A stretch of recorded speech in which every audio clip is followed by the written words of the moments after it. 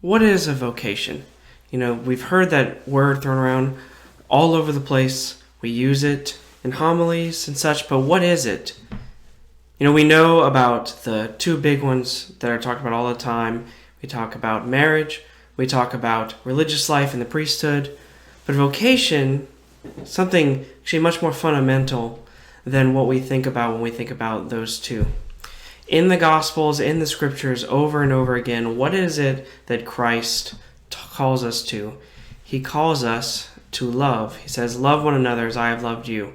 And he says, no greater love has anyone than to lay down one's life for one's friends. And we hear in that great passage of 1 Corinthians when St. Paul says, I can have all teaching, all wisdom, all yada, yada, yada, yada, but if I do not have love, then I am nothing.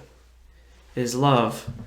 Vocation in its essence is the call that God has given to each one of us, the vocation to love, the vocation to holiness, to be a saint who is one who loves deeply like Christ loves, who gives themselves for the sake of humanity.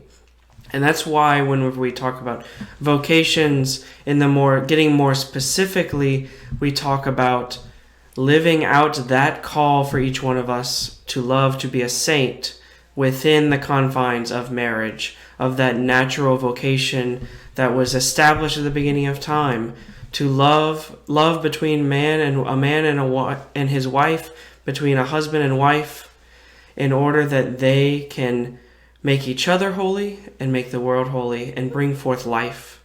And then the celibate vocation to priesthood, religious life, the consecrated virginity, where we give ourselves over to Christ fully in a vocation of love that is expressed in a dedication to Him in a very particular way, that is then lived out in service to the church. That's what it means to have a vocation. A vocation in its essence is a calling to embrace the love that Christ wants us to share with the world.